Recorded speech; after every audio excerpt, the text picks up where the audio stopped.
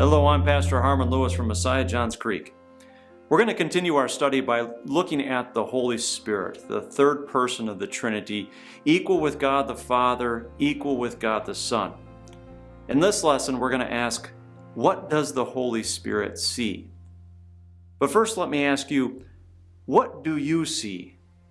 When you look at yourself, do you see a good person? Would you consider yourself to be a good person, at least better than most? If I were going to ask you to place yourself on a goodness scale, where would you be? Let's assume that this graphic behind me is a goodness scale. And the couple up here in full color, let's assume that they are the goodest of the good. All of their thoughts, all of their words, all of their actions, just pure good. As the couples lose color, they become less good, all the way down to this last couple that's void of all color. Let's assume this last couple is the baddest of the bad.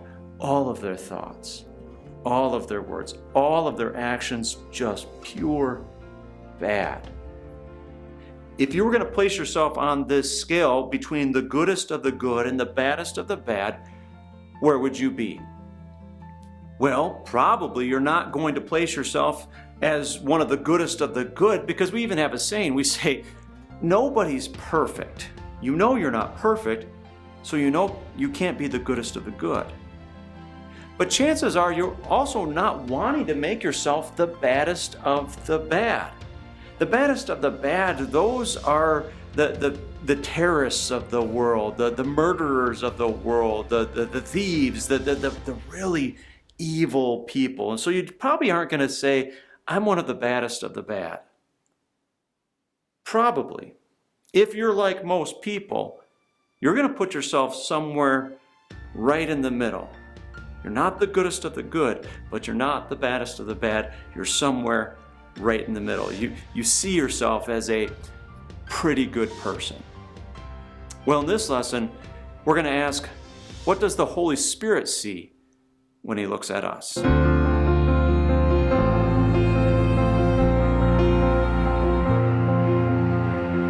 We like to see ourselves as pretty good people. But the truth is, the Holy Spirit sees something completely different. In Ephesians chapter 2, verse 1, we read, "As for you, you were dead in your transgressions and sins." When I was in college, one of my jobs was working in a nursing home as a CNA, a certified nurse assistant. And among my jobs, I helped the residents walk, I helped them eat, I helped them go to the bathroom, and when they died, one of my jobs was to clean up that dead body. Well, I was new to the job, and so of course I was working second shift, sometime between 2 p.m. and 10 p.m. And as God would have it, it was one of those dark and stormy nights when my first patient died. And so I went into a room to clean up the body, make her presentable for her family. And when you clean up a dead body, you start with the clean parts and you make your way to the dirty parts. And so I washed her face and I started to wash her stomach when all of a sudden she went, "Ah!" She made a movement and she made a noise. And then suddenly I thought, now I need somebody to clean me up. I went and told the nurse in charge what had happened, and she said, "Oh yeah, sometimes that can happen. Sometimes a pocket of air gets trapped in the stomach, and if you push down on it, then a dead body can move and make a sound." And I told her that would have been nice if you would have told me that before I went into that room. Other than that one time, I've never seen a dead body do anything. As a pastor, from time to time, I find myself in the presence of dead bodies, and I've never seen a dead body make a decision.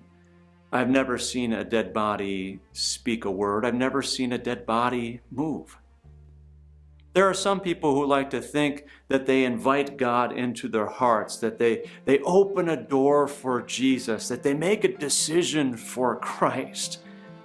But the truth is, dead bodies don't open doors. Dead bodies don't welcome in. Dead bodies don't make decisions. Dead bodies don't do anything. except rot and decay. When the Holy Spirit looks at you and me, before faith is created in our heart, He sees dead bodies. He sees things that are rotting and decaying. He sees that we are dead in our sin.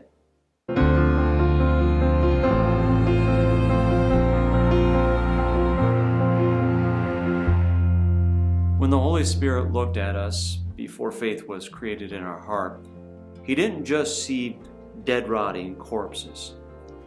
In Ephesians chapter 2, we continue to read, this time now verses 1 and 2. As for you, you were dead in your transgressions and sins, in which you used to live when you followed the ways of this world and of the ruler of the kingdom of air, the spirit who is now at work in those who are disobedient. The ruler of the kingdom of the air, that's a poetic way to describe the devil. The devil is the ruler of air. He's the ruler of emptiness, nothing. He rules over the disobedient. Verse 2 tells us that by nature we were followers of the ruler of the kingdom of air. By nature we were devil worshipers. We also read in Romans 8, verse 7, sinful mind is hostile to God. It does not submit to God's law, nor can it do so. By nature, we were not followers of God. By nature, we were God haters. We didn't follow God's law. We didn't want to follow God's law. We could not follow God's law. Before faith was created in our hearts, when the Holy Spirit looked at us, what He saw was people who were hostile to God.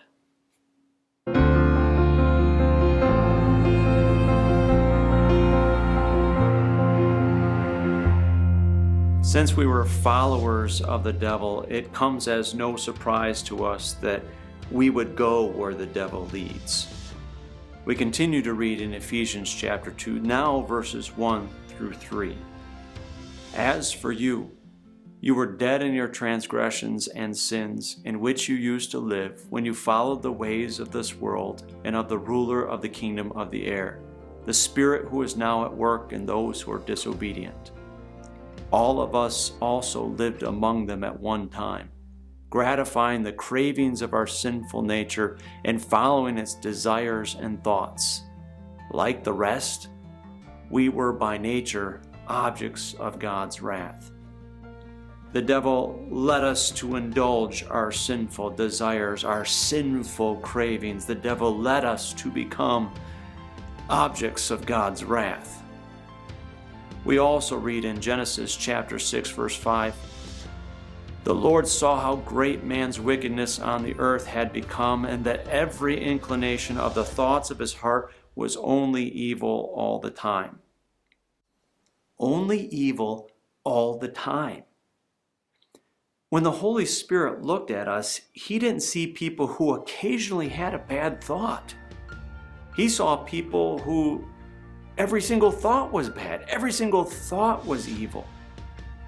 When the Holy Spirit looked at us before faith was created in our hearts, not only did He see people who couldn't invite Jesus into their lives, not only did He see people who followed wherever the devil would lead them, but when the Holy Spirit looked at us before faith was created in our hearts, He saw people who were evil.